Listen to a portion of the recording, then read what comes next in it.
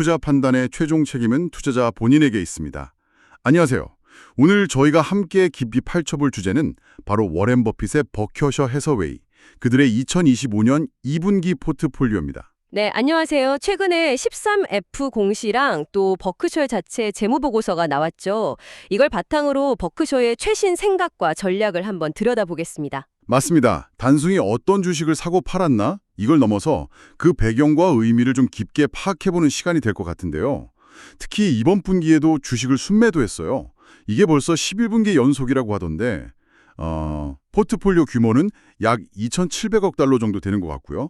종목은 31개 정도 가지고 있네요. 네, 11분기 연속 순매도 이게 사실 가장 눈에 띄는 부분 중 하나죠. 왜 계속 팔고 현금을 쌓아두는 걸까? 그렇죠. 그리고 또 하나, 2026년 1월에 버핏이 CEO 자리에서 물러난다는 소식도 있었잖아요. 이게 이번 포트폴리오 조정이랑 어떤 관련이 있을지 이것도 좀 궁금하고요. 네, 아주 중요한 맥락입니다. 그래서 오늘 저희는 단순히 보유 목록만 훑는 게 아니라 버크셔의 전략적인 자본 재분배, 또 현재 시장을 어떻게 보고 있는지, 그리고 말씀하신 그 리더십 전환기에 이 결정들이 어떤 의미를 갖는지 좀 다각적으로 살펴볼 겁니다. 좋습니다. 특히 그 소수 종목에 대한 극단적인 집중 현상, 그리고 개별 종목 거래에 담긴 속뜻, 이런 것들을 좀 중점적으로 다뤄주시겠다고요? 맞습니다. 이 분석을 통해 당신이 버크셔의 전략에서 어떤 점을 눈여겨봐야 할지 그 핵심을 명확하게 짚어드리겠습니다. 그럼 먼저 포트폴리오 구성부터 좀 볼까요? 앞서 잠깐 언급했지만 정말 놀라울 정도로 소수 종목에 집중되어 있더라고요. 네, 그렇죠. 그 집중도가 어마어마합니다. 상위 10개 종목이 전체 포트폴리오의 86.72%래요. 와. 그리고 상위 5개 종목, 그러니까 애플, 아메리칸 익스프레스, 뱅크 오브 아메리카, 코카콜라, 쉐브론, 이 5개만 합쳐도 거의 70%에 육박한다고 하네요. 네, 특히 1위 애플이랑 2위 아메리칸 익스프레스 이 두 개 비중만 해도 41%가 넘습니다. 41%요? 두 종목이요? 와, 이건 정말 일반적인 분산 투자 관점에서는 상상하기 힘든 수준인데요. 그렇죠. 전통적인 포트폴리오 이론과는 완전히 거리가 멉니다. 당연히 특정 종목의 주가 변동에 전체 포트폴리오가 크게 흔들릴 수 있는 위험이 있어요. 이건 분명한 사실입니다. 그런데도 이렇게 집중하는 이유는 뭘까요? 이게 바로 버키셔와 그리고 워렌 버핏의 방식이죠. 그만큼 해당 기업의 내재 가치 그리고 장기적인 경쟁 우위, 흔히 말하는 해자, 모트에 대한 엄청난 확신이 있다는 표현입니다. 리스크를 몰라서 이러는 게 아니에요. 아, 리스크를 알고도 감수한다. 네, 알고 감수하는 거죠. 그 기업을 정말 속속들이 이해하고 있고 장기적으로는 시장 변동성을 이겨내고 가치를 증명할 거라는 강한 믿음. 그게 없다면 불가능한 전략입니다. 그 믿음이 대단하네요.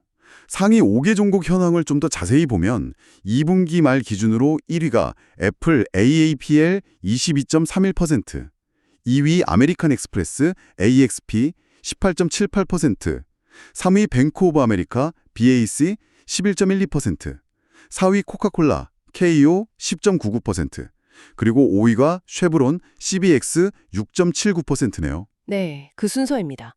거의 미국 대표 우량주들이죠. 근데 이번 분기에 이 상위 종목들 안에서도 좀 태도 변화가 있었다는 게 흥미로운 지점 같아요. 그쵸? 맞습니다. 바로 그 점이 이번 분석의 핵심 중 하나입니다. 이 최상위 그룹 내에서도 어떤 건 팔고 어떤 건 그대로 두고 또 어떤 건 더 샀어요. 이게 재밌는 거죠. 모두 똑같이 우량주라고 퉁쳐서 다루지 않았다. 그렇죠. 단순히 좋은 기업이라고 무조건 계속 담아두는 게 아니라 현재 거시 경제 상황이나 금리 환경, 또 미래 전망 속에서 각 기업이 처한 위치나 위험 요인을 아주 정교하게 저울질하고 있다는 증거입니다. 알겠습니다.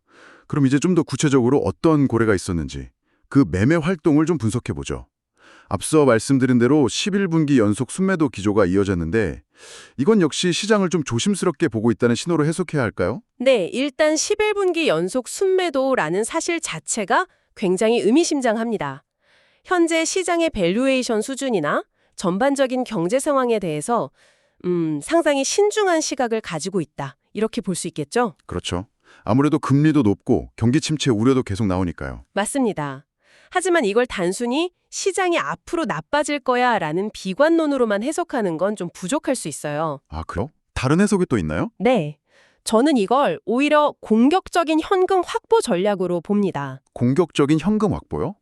현금을 주는 게 공격적이다. 좀 역설적인데요. 그렇죠. 보통 현금 보유는 방어적인 스탠스로 생각하기 쉬운데 버크셔에게 현금은 좀 다른 의미를 갖습니다. 미래의 결정적인 기회를 잡기 위한 실탄, 즉 드라이 파우더를 쌓아두는 행위로 봐야 한다는 거죠. 아, 버핏이 항상 강조했던 거잖아요. 남들이 공포의 진료 투매할 때 좋은 가격에 사야 한다. 바로 그겁니다.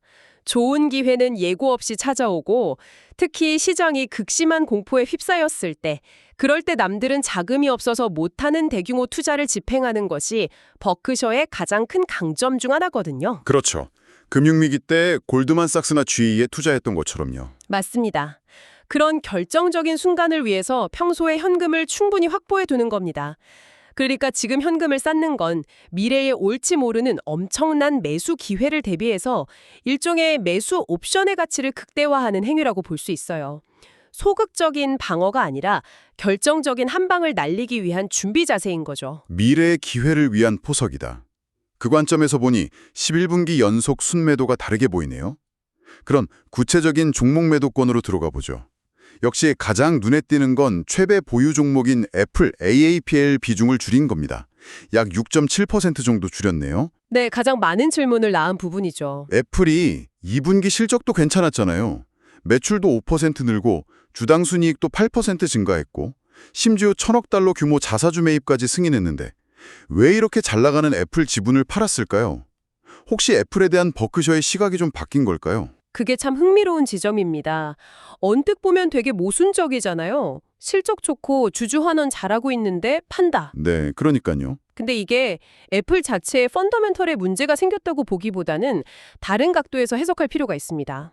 오히려 역설적일 수 있는데 애플이 자본 배분을 너무 잘하고 있기 때문일 수도 있다는 거죠. 네, 잘해서 판다고요? 네, 애플 스스로가 막대한 이익을 내서 자사주 매입이나 배당으로 주주 가치를 아주 효과적으로 높이고 있잖아요. 그러니까 버크셔 입장에서는 이미 큰 수익을 안겨준 애플 주식의 일부를 차익 실현해서 현금화하고 그 현금으로 또 다른 투자 기회를 찾는 것이 전체 포트폴리오 수익률 관점에서 더 유리할 수 있다고 판단했을 가능성이 있다는 겁니다. 아, 그러니까 애플이 못해서가 아니라 애플이 자기 역할을 너무 잘 수행하고 있으니 버크셔는 그 과실 일부를 현금으로 바꿔서 다른 곳에 쓸 준비를 한다.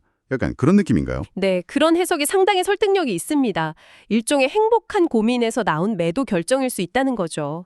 버크셔는 이미 애플 투자로 엄청난 성공을 거뒀으니까요. 그렇군요. 애플에 대한 믿음이 사라진 게 아니라 전략적인 판단이었다. 그렇죠. 그리고 또 하나 중요한 맥락이 있습니다.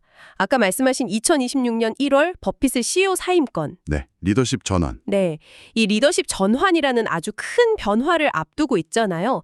포트폴리오 내에서 단일 종목, 특히 애플처럼 그 비중이 압도적으로 큰 종목에 대한 의존도를 미리 조금씩 줄여나가는 것. 이건 일종의 위험 관리 혹은 유산 관리, 레거시 매니지먼트 차원으로도 해석할 수 있습니다. 유산 관리요? 네, 버핏 이후의 버크셔를 위해서죠. 후임 경영진들이 특정 종목의 주가 변동성에 포트폴리오 전체가 너무 크게 휘둘리지 않도록 미리 좀 정리를 해주는 작업일 수도 있다는 겁니다. 후계자들이 좀 더 안정적인 기반 위에서 시작할 수 있도록 길을 터주는 거죠. 아, 리더십 전환 준비라는 관점에서 보니까 애플 매도의 의미가 훨씬 더 입체적으로 다가오네요. 단순 차익 실현 이상이군요. 여러 가지 복합적인 이유가 작용했을 가능성이 높습니다. 알겠습니다. 그럼 이번엔 금융주를 좀 보죠. 금융주 내에서도 온도차가 있었어요.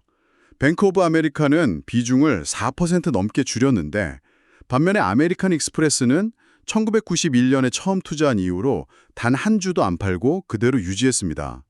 같은 금융섹터인데 왜 이렇게 다른 결정을 했을까요?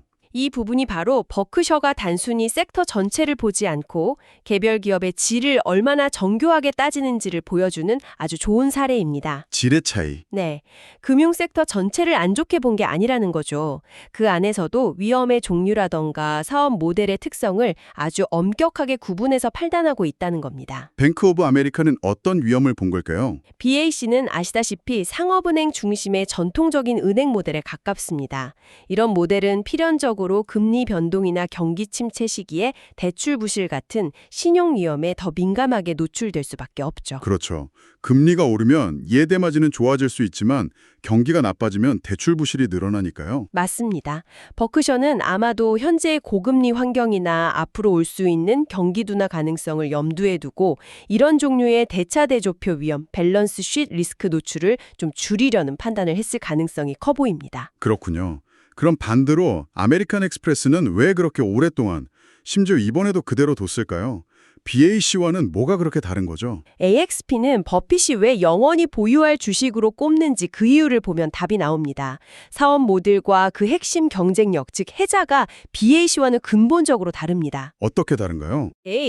AXP의 강점은 첫째로 고소득층 중심의 아주 견고한 프리미엄 고객 기반을 가지고 있다는 점, 둘째는 카드 발급, 결제 처리, 가맹점 관리, 그리고 일부 대출까지 아우르는 독특한 폐쇄형 루프 시스템을 운영한다는 점입니다. 폐쇄형 루프 시스템? 네. 특히 중요한 것이 이 시스템에서 나오는 가맹점 수수료 수익입니다. 이건 소비자들이 AXP 카드로 결제할 때마다 발생하는 건데 금리 변동이나 경기 상황에 상대적으로 덜 민감해요. 그리고 강력한 브랜드와 네트워크 효과를 기반으로 하기 때문에 아주 안정적인 수입원이 되죠. 아, 그러니까 BAC는 주로 이자로 돈을 버는 모델이고 AXP는 수수료 기반의 네트워크 효과가 강력한 모델이다. 이런 차이군요. 정확합니다. 버크셔는 현재와 같은 불확실성이 높은 시기에는 BAC 같은 이자 기반 회자보다는 AXP가 가진 이런 거래 및 네트워크 기반 회자를 더 높이 평가하고 더 선호한다는 명확한 신호를 이번 결정을 통해 보여준 겁니다. 위협에도 질이 있고 그 질을 까다롭게 고르고 있다는 거죠. 와, 정말 깊이 있는 분석이네요. 단순히 금융주로 묶어서 볼 게 아니었군요. 그렇죠. 디테일이 중요합니다. 한편 이번 분기에 가장 큰 폭으로 매각된 종목은 통신사인 차터 커뮤니케이션스, CHTR이었습니다. 무려 46.54, 거의 절반 가까이를 팔아치웠어요. 이건 어떤 의미로 해석해야 할까요? CHTR의 대규모 매각은 몇 가지 시사점을 던져줍니다. 우선 전통적인 케이블 TV 및 인터넷 서비스업자들이 처한 구조적인 어려움을 반영하는 것으로 보여요. 구조적인 어려움이라면 예를 들어 어떤 것들이 있을까요? 막대한 설비 투자 부담도 계속되고 있습니다. 아, 경쟁은 심해지는데 돈은 계속 써야 하는 상황. 네. 게다가 차터 같은 케이블 회사들은 일반적으로 부채 수준도 상당히 높은 편입니다. 그런데 지금처럼 금리가 높은 환경에서는 이 부채 부담이 훨씬 더 커지게 되죠. 기업의 매력도가 떨어질 수밖에 없습니다. 그렇겠네요. 고금리 시대에는 부채 많은 기업이 불리하니까요. 맞습니다. 그래서 이런 산업 자체의 구조적 문제와 높은 부채 수준에 대한 버크셔의 좀 회의적인 시각이 반영된 매각 결정이라고 볼 수 있습니다. 그리고 이것도 혹시 리더십 전환과 관련이 있을까요? 네, 충분히 그럴 수 있습니다. 버크셔의 핵심 사업과는 거리가 좀 있는 소위 비핵심 자산으로 분류될 수 있는 종목이잖아요. 이런 자산들을 미리 정리해서 포트포리오를 좀 더 정화, 퓨리피케이션하고 후임자들이 좀 더 핵심적인 사업과 투자에 집중하기 좋은 구조로 만들어주는 과정일 수도 있다는 거죠. 포트폴리오를 좀 더 간결하고 관리하기 쉽게 만드는 작업으로 볼 수도 있습니다. 매도 쪽 이야기를 들어보니 버크셔의 신중함과 함께 기업과 산업을 보는 그 날카로운 선별 능력이 정말 돋보이는 것 같습니다. 네, 맞습니다. 단순히 시장 전체를 따라가기보다는 개별 기업의 질과 위험 요인을 철저히 분석하는 거죠. 자, 그럼 이제 반대로 비중을 늘린 종목도 한번 살펴보죠. 상위 5개 종목 중 유일하게 비중을 늘린 게 바로 쉐브론입니다. 2.91% 정도 더 늘렸네요. 에너지 투자를 계속해서 강화하는 모습인데요. 네, 쉐브론뿐만 아니라 옥시덴털 페트롤리움, OXY 지분도 계속 사들이고 있죠. 에너지 자산에 대한 투자를 확대하는 것은 버크셔의 꽤 일관된 전략 중 하나입니다. 이건 단순히 유가가 오를 거라고 보는 걸까요? 물론 유가 전망도 고려했겠지만 그게 전부는 아닐 겁니다. 에너지 자산 투자는 좀 더 다층적인 목적을 가지고 있어요. 다층적인 목적이요. 어떤 것들이죠? 첫째로는 인플레이션 해지 수단으로서의 역할입니다. 아시다시피 에너지 가격은 전반적인 물가 수준과 밀접하게 연동되잖아요. 그래서 에너지 자산을 보유하면 인플레이션 시기에 포트포리오의 실질 가치, 즉 구매력을 방어하는 데 도움이 됩니다. 아, 인플레이션에 대한 보험 같은 거군요. 그렇죠. 둘째로는 지정학적 불안정성에 대한 대비책 성격도 있습니다. 에너지 공급망은 국제 정세 변화에 매우 민감하잖아요. 이런 불확실성에 대비하는 측면도 있고요. 네, 요즘 같은 시기에는 특히 중요하겠네요. 그리고 셋째, 쉐브론 같은 대형 우량 에너지 기업들은 비교적 안정적인 배당과 현금 흐름을 제공합니다. 특히 쉐브론은 재무 구조도 탄탄하고 꾸준히 배당을 지급해온 이력이 있죠. 이런 점도 벅셔가 높이 평가했을 가능성이 큽니다. 정리하면 인플레이션과 지정학적 위험에 대비하면서 동시에 안정적인 현금 흐름까지 확보하려는 다목적 카드 같은 거군요. 네, 그렇게 볼 수 있습니다. 단순히 유가 상승에만 베팅하는 단기적인 투자가 아니라 거시경제의 큰 흐름과 위험 요인들을 종합적으로 고려한 전략적 배치라고 해석하는 것이 더 적절해 보입니다. 포트폴리오 전체 방어력을 높이는 역할이죠. 알겠습니다. 매수, 매도 활동을 통해 버크셔의 전략적 고민을 엿볼 수 있었네요. 이제 버크셔가 오랫동안 보유해온 핵심 자산들, 그들의 경쟁력, 즉 해자에 대해서 조금 더 이야기 나눠보면 좋을 것 같습니다. 비중은 좀 줄였지만 여전히 부동의 1위인 애플 APL부터 시작해볼까요? 애플의 핵심 해자는 역시 그 강력한 생태계겠죠? 네, 맞습니다. 애플의 진짜 무서운 점은 아이폰이나 맥 같은 개별 제품 자체의 성능이라기보다는 이 모든 제품과 서비스들이 유기적으로 얽혀서 만들어내는 그 강력한 생태계 잠금 효과, 이코시스템 럭인입니다. 한번 발을 들이면 빠져나가기 어렵게 만드는 힘이죠. 그렇죠. 아이폰 쓰다가 안드로이드로 넘어가기 어렵고 맥 쓰다가 윈도우 PC로 바꾸기 쉽지 않고 이런 식으로 사용자들이 애플 생태계 안에 계속 머무르게 만드는 힘. 그리고 여기에 더해서 강력한 브랜드 충성도. 이게 애플의 핵심 해자입니다. 그리고 이 생태계에서 나오는 막대한 현금 창출 능력도 빼놓을 수 없고요. 물론입니다. 그 현금을 바탕으로 자사주 매입이나 배당 같은 주주 환원을 아주 공격적이고 효율적으로 하잖아요. 버크셔가 애플 비중을 일부 줄이긴 했지만 여전히 압도적인 1위 자리를 유지하는 건 바로 이 강력한 생태계와 뛰어난 자본 배분 능력에 대한 근본적인 신뢰가 있기 때문입니다. 그렇군요. 그럼 두 번째로 비중이 높은 아메리칸 엑스프레스, AXP. 이건 1991년부터 보유해서 단 한 주도 팔지 않았다고 하니 그야말로 영원히 보유할 주식 철학의 상징 같은 존재인데요.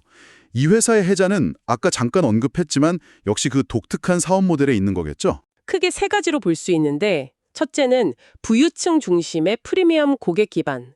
이들은 경기 변동에 상대적으로 덜 민감하게 소비하는 경향이 있죠. 네, 소비력이 안정적이죠. 둘째는 카드 발급부터 결제 처리, 가맹점 관리까지 다 하는 폐쇄형 루프 시스템.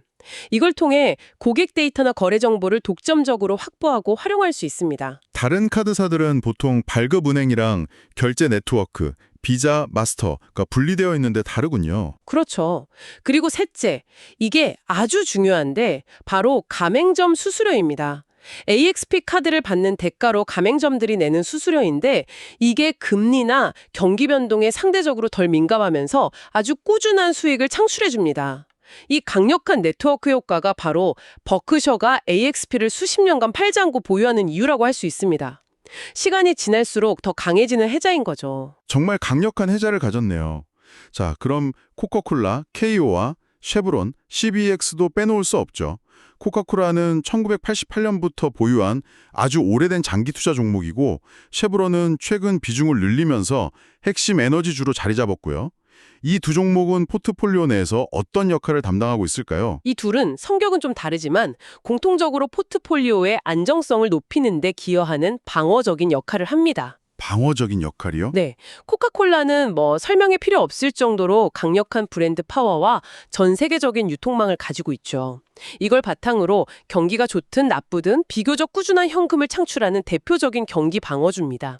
특히 가격 결정력이 있어서 인플레이션 시기에도 제품 가격을 올려서 수익성을 방어할 수 있고요. 그렇죠. 콜라과 몰라도 마실 사람은 마시니까요.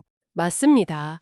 쉐브론은 앞서 에너지 자산 이야기할 때 나왔듯이 안정적인 배당과 현금 흐름을 제공하면서 동시에 에너지 가격 변동이나 인플레이션 같은 거시경제 위험에 대한 방어막 역할을 해줍니다. 그러니까 코카콜라는 소비재 섹터에서, 쉐브론은 에너지 섹터에서 각각 포트폴리오를 든든하게 받쳐주는 기둥 같은 역할을 하는 거군요. 네, 정확합니다. 변동성이 큰 기술주 애플이나 금융주, AXP, BAC와 함께 이런 안정적인 현금 흐름을 제공하는 기업들을 균형 있게 배치해서 포트폴리오 전체의 안정성을 높이는 거죠. 핵심 보유 자산들의 해자와 역할을 보니 왜 버크셔가 이 종목들을 중요하게 생각하는지 알겠습니다. 자, 이제 좀 다른 각도에서 이야기를 해보죠. 버크셔 해서웨이라는 이 거대한 기업 자체의 재무 상태와 이번 포트폴리오 조정이 어떤 연결고리를 가지고 있는지 살펴보겠습니다. 버크셔는 항상 투자자들이 순이익보다는 영업이익을 봐야 한다고 강조해왔잖아요. 네, 아주 중요한 포인트입니다. 워렌 버핏이 주주 서한에서도 매년 반복해서 강조하는 내용이죠. 왜 그렇게 영업이익을 강조하는 건가요? 순이익이랑 뭐가 다르길래요? 순이익에는 버크셔가 보유하고 있는 주식들의 시장 가격 변동에 따른 미실현 평가손익이 포함됩니다. 주식시장은 매일 오르내리니까 이 평가손익 때문에 순이익 수치가 분기마다 엄청나게 널뛰기를 할 수밖에 없어요. 아, 실제 현금이 들어오거나 나간 게 아닌데도 장부상 이익이나 손실이 크게 잡힐 수 있다. 그렇죠. 버핏은 이걸 일종의 회계적 소음, 어카운팅 노이즈라고 부릅니다. 실제 버크셔가 운영하는 사업들, 예를 들어 보험, 가이코 등 철도, BNSF, 에너지, BHE, 그리고 여러 제조업 및 서비스 자회사들이 얼마나 잘 돌아가고 있는지, 얼마나 꾸준히 현금을 벌어들이고 있는지를 제대로 보여주지 못한다는 거죠. 그래서 그 소음을 제거하고 봐야 한다. 네, 진짜 중요한 건 버크셔가 소유한 다양한 실제 사업체들에서 꾸준히 벌어들이는 이익, 즉 영업이익이라는 겁니다. 이게 버크셔라는 기업 자체의 근본적인 이익 창출 능력을 보여주는 훨씬 더 정확한 지표라는 거죠. 그럼 이번 2분기 실적에서 순이익과 영업이익이 얼마나 차이가 났는지 숫자를 좀 비교해 볼 수 있을까요? 네, 이번 2분기 2025년 실적을 보면 그 차이가 명확하게 드러납니다. 순이익은 약 123억 7천만 달러를 기록했어요. 이게 전년 동기 대비해서는 상당히 큰 폭으로 감소한 수치입니다. 왜 그렇게 줄었죠? 주로 버크셔가 보유한 주식 포트폴리오의 투자 이익이 전년 동기보다 줄었기 때문입니다. 시장 상황에 따라 변동하는 부분이죠. 그렇군요. 그럼 영업이익은 어땠나요? 반면에 영업이익은 약 11억 6천만 달러를 기록했습니다. 이건 전년 동기와 비교했을 때 큰 변동 없이 비교적 안정적인 수준을 유지했어요. 와, 순이익은 크게 줄었는데 영업이익은 안정적이었다. 확실히 차이가 나네요. 그렇죠. 이게 바로 시장의 단기적인 변동성이라는 노이즈를 걷어내고 봤을 때 버크셔의 핵심 사업들이 얼마나 견조하게 현금을 창출하고 있는지를 보여주는 겁니다. 보험, 철도, 에너지 등 다양한 사업 포트폴리오에서 나오는 이 꾸준한 현금 창출 능력, 이게 바로 버크셔 해서웨이라는 기업 자체의 강력한 해자라고 할 수 있습니다. 당신이 버크셔를 분석할 때는 이 영업이익의 장기적인 추세를 꼭 주목해야 하는 이유죠. 순이익 숫자만 보고 섣불리 판단하면 안 되겠네요. 영업이익의 중요성 잘 알겠습니다. 그런데 이번 실적 발표에서 또 하나 눈에 띄었던 항목이 바로 크래프트 하인즈 투자 관련 손상차손이었어요. 무려 37억 6천만 달러, 엄청난 금액인데요. 비록 실제 현금이 나간 건 아니라고 하지만 이건 어떻게 해석해야 할까요? 과거 투자가 실패했다는 걸 인정하는 건가요? 네, 그 금액이 상당히 크죠. 일단 회계적으로는 크래프트 하인즈 투자의 장부 가치가 실제 회수가능 가치보다 낮아졌다고 판단해서 그 차액만큼 손실로 인식하는 겁니다. 과거 투자가 기대만큼 성과를 내지 못했다는 것을 회계적으로 평가한 결과라고 할 수 있죠. 버핏도 과거의 크래프트 하인즈 합병권에 대해서는 좀 비싸게 산 것 같다고 인정한 적이 있었죠. 맞습니다. 그런 면에서 보면 과거 투자 결정에 대한 솔직한 평가라고 볼 수도 있습니다. 하지만 이걸 단순히 투자 실패 인정으로만 보기는 좀 어려울 수도 있어요. 다른 해석의 여지도 있습니다. 어떤 해석이죠? 저는 이걸 일종의 재무적 정리, 파이낸셜 클린업 작업의 성격으로도 볼 수 있다고 생각합니다. 특히 버핏의 CEO 사임 시점과 맞물려서 생각해보면요. 재무적 정리 작업이요? 그게 무슨 뜻인가요? 후계자를 위한 준비라는 건가요? 네, 그럴 가능성을 배제할 수 없습니다. 버핏이 경영 일선에서 물러나기 전에 과거에 이루어졌던 대규모 투자건 중에서 성과가 부진했던 부분에 대한 회계적인 부담을 미리 털어내는 거죠. 아, 잠재적인 부실이나 부담 요소를 미리 정리해서. 그렇죠. 새로운 리더십 팀이 이런 과거 유산의 회계적 부담 없이 좀 더 가벼운 상태에서 새롭게 시작할 수 있도록 길을 닦아주는 과정일 수 있다는 겁니다. 일종의 빅베스 전략과 유사한 측면도 있고요. 그 빅베스라면 안 좋은 걸 한꺼번에 다 털어내는 거 말씀이시죠? 네, 물론 버크셔가 의도적으로 그렇게 했다고 단정할 순 없지만 결과적으로는 후임 경영진의 부담을 덜어주는 효과가 있을 수 있다는 거죠. 흥미로운 관점이네요. 그런데 마침 같은 분기에 주식 매도를 통해서 약 42억 달러의 세후 실현이익도 발생시켰다고 했잖아요. 네, 바로 그 점이 또 흥미롭습니다. 한쪽에서는 KHC 관련해서 대규모 비연금 손상차손을 인식하고 다른 한쪽에서는 애플 같은 주식을 팔아서 상당한 규모의 실제 현금 이익을 실현했다는 거. 이게 우연의 일치일까요? 아니면 뭔가 의도가 있었을까요? 우연일 수도 있지만 아닐 수도 있습니다. 어쩌면 KHC에서 발생한 대규모 비연금 손실이 전체 순이익에 미치는 부정적인 영향을 애플 등에서 얻은 실현 이익으로 어느 정도 상쇄하려는 의도가 있었을 수도 있다는 거죠. 아, 손익을 좀 관리하려는 목적도 있을 수 있다. 네, 이건 버크셔의 자본 배분 결정이 단순히 어떤 주식을 사고 파는 투자 판단의 문제를 넘어서 기업의 가치 평가, 그리고 더 나아가 회계 처리 방식과 세금 효율성까지 모두 고려하는 아주 복잡하고 정교한 시스템의 결과물이라는 것을 보여주는 사례일 수 있습니다. 와, 정말 단순한 포트폴리오 조정이 아니군요. 투자, 밸류에이션, 회계, 세무까지 다 얽혀있는 고차방정식 같은 느낌인데요. 맞습니다. 버크셔를 분석할 때는 이런 여러 요소들이 어떻게 상호작용하는지를 함께 봐야 그들의 진짜 전략을 이해할 수 있습니다. 알겠습니다. 정말 많은 내용을 다뤘네요. 자, 그럼 이제 슬슬 정리를 해볼 시간인 것 같습니다. 버크셔의 서웨이의 2025년 2분기 전략.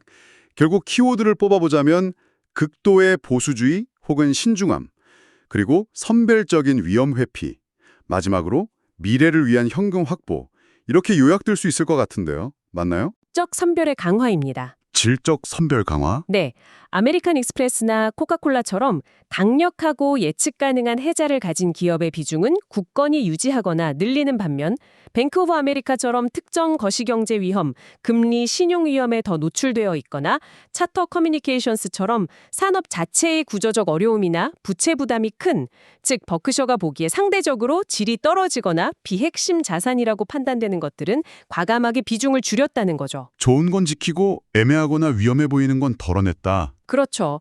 두 번째 핵심은 거시적 위험에 대한 대비입니다. 거시 위험 대비. 이건 쉐브론 투자 말씀하시는 거죠? 네, 맞습니다. 쉐브론 같은 에너지 자산 비중 확대를 통해 인플레이션이나 에너지 가격 변동성, 그리고 지정학적 불안정성 같은 통제하기 어려운 외부 환경 변화에 대한 포트폴리오의 방어력을 높이려는 의도가 뚜렷하게 보입니다. 미래의 불확실성에 대한 보험을 드는 거군요. 그런 셈이죠. 그리고 세 번째 핵심은 자본 효율성의 극대화입니다. 자본 효율성 극대화. 이건 애플 매도랑 관련이 있겠네요? 네, 앞서 이야기했듯이 애플 비중 축소는 애플이라는 기업 자체에 문제가 생겼다기보다는 이미 큰 수익을 거둔 자산의 일부를 현금화해서 그 자본을 다른 기회에 재배치하거나 혹은 미래의 더 큰 기회를 위해 유연성을 확보하려는 버크셔 전체 포트폴리오 관점에서의 전략적인 판단으로 해석하는 것이 더 타당해 보입니다. 그렇군요. 질적 선별 강화, 거시 위험 대비, 자본 효율성 극대화. 이 세 가지가 이번 분기 버크셔 전략의 핵심이군요. 네. 그리고 이 모든 움직임의 배경에는 아까 계속 강조했던 리더십 전환이라는 큰 그림이 자리 잡고 있다고 봐야 합니다. 네, 결국 2026년 1월 버핏의 CEO 사임과 맞물려서 후계자들을 위한 일종의 정리 작업, 기반 다지기 성격이 강하다는 분석이 저도 참 인상 깊었습니다. 그렇습니다. 단순히 이번 분기 실적을 좋게 만들기 위한 단기적인 조치들이 아니라 버핏 이후의 시대를 준비하는 장기적인 포석으로 봐야 한다는 거죠. 후계자를 위한 포석, 구체적으로 어떤 의미일까요? 비핵심 자산이나 잠재적 위험 요인이 있는 자산들을 미리 정리해서 포트폴리오를 좀 더 깨끗하고 관리하기 쉽게 만들고 포트폴리오 정화, 동시에 막대한 현금을 확보해 둠으로써 후임자들이 버핏의 투자 철학을 계승하면서도 스스로 새로운 기회를 포착하고 필요할 때 과감하게 대규모 투자를 집행할 수 있는 재량권과 유연성을 부여하는 과정이라고 해석할 수 있습니다. 버핏이 항상 말했던 기회가 왔을 때 방망이를 휘두를 수 있는 능력을 후계자들에게 물려주기 위한 준비 작업이군요. 네, 바로 그렇습니다. 그들이 마음껏 방망이를 휘두를 수 있도록 최고의 실탄, 현금과 잘 정돈된 경기장, 포트폴리오를 마련해주고 있는 셈이죠. 와, 정말 깊은 뜻이 담겨 있을 수 있겠네요. 자, 오늘 버크셔의 2분기 포트포리오 분석을 통해 정말 많은 이야기를 나눴습니다. 마지막으로 이번 분석을 통해 당신, 즉 우리 청취자분들이 꼭 기억해야 할 핵심 통찰이 있다면 어떤 것들이 있을까요? 네, 3가지 정도로 요약해서 강조하고 싶습니다. 첫째는 전략적 시간축, 스트래테직 타임 호라이즌의 관점입니다. 전략적 시간축. 네. 버크셔의 별정은 다음 분기, 다음 해의 수익을 쫓는 단기적인 관점에서 이루어지는 것이 아니라는 점입니다. 향후 10년 혹은 그 이상 지속될 수 있는 거시 환경의 구조적 변화, 예를 들어 고금리 시대의 장기화 가능성, 지정학적 위험의 증대, 그리고 버크셔 내부의 리더십 전환 같은 요소들을 모두 고려한 아주 장기적이고 심지어 세대 간 자산 관리, 인터제너레이셔널 웰트 매니지먼트의 관점에서 이루어지고 있다는 것을 이해해야 합니다. 정말 긴 호흡으로 보고 있군요. 그렇죠. 두 번째 통찰은 질적 해자 축입니다. 질적 해자축. 아까 금융주 비교할 때 나왔던 개념이죠. 네. 같은 금융 섹터 내에서도 이자 수익에 기반한 BAC의 비중은 줄이고 거래 수수료와 네트워크 효과에 기반한 AXP는 그대로 유지한 결정. 이것은 미래의 불확실성이 높아질수록 단순히 금리에 따라 변동하는 이자 기반 해자보다는 좀 더 예측 가능하고 방어력이 강한 네트워크 거래 기반 해자의 질적 우위를 버크셔가 더 높게 평가하고 있다는 중요한 시그널입니다. 단순히 양적인 지표뿐만 아니라 해자의 질을 봐야 한다는 거죠. 해자의 퀄리티를 따져봐야 한다. 마지막 3번째는 회계적 연결축입니다. 회계적 연결축이요. 이건 KHC 손상차손 이야기인가요? 네, 맞습니다. KHC의 대규모 비현금 손상차손과 애플 매도를 통한 실현이익이 같은 분기에 발생했다는 점, 이것은 버크셔의 자본 배분 결정이 단순히 이 주식이 좋으니 사고 저 주식이 나쁘니 판다는 투자 판단의 문제를 넘어서 기업 가치 평가, 밸류에이션, 회계 처리, 어카운팅, 그리고 세금 문제, 텍스까지 모두 복합적으로 고려하는 정교한 시스템의 결과물이라는 것을 보여줍니다. 기업을 분석할 때 단순히 보고서에 찍힌 순이익 숫자만 볼 것이 아니라 그 이면에 있는 이런 다양한 요소들의 연결고리를 파악하려는 노력이 중요하다는 통찰을 얻을 수 있습니다. 전략적 시간축, 질적 해자축, 회계적 연결축. 이 3가지 관점에서 버크셔의 움직임을 이해해야 한다는 말씀이시군요. 정말 유익한 분석이었습니다. 네, 이 3가지 축을 염두에 두시면 버크셔의 다음 행보를 예측하고 해석하는 데 큰 도움이 될 겁니다. 오늘 버크셔 해서웨이의 2025년 2분기 포트포리오를 통해서 겉으로 보이는 매매 내용 너머에 있는 그들의 신중하면서도 아주 전략적인 속내와 미래를 위한 준비 과정을 깊이 있게 들여다볼 수 있었습니다. 복잡한 정보들 속에서 핵심을 짚어내시는데 조금이나마 도움이 되셨기를 바랍니다. 네, 저도 오늘 즐거운 시간이었습니다. 마지막으로 한 가지 질문을 던져보고 싶네요. 워렌 버핏이라는 이 투자의 거인, 상징적인 리더가 강령일선에서 물러난 후에 버크셔 해서웨이는 과연 어떤 새로운 길을 걸어가게 될까요? 오늘 우리가 분석한 이런 준비 작업들을 바탕으로 후계자들은 버크셔가 확보한 그 막대한 현금을 어떤 방식으로 활용하며 버핏의 유산을 이어가게 될지, 앞으로 버크셔의 행보를 계속 지켜보는 것은 투자자들에게 아주 흥미로운 관전 포인트가 될 것입니다. 당신은 버크셔의 미래를 어떻게 예상하시나요? 한번 생각해 보시면 좋겠습니다. 항상 여러분의 성공 투자를 기원합니다. 내용이 좋으셨다면 구독, 좋아요 부탁합니다.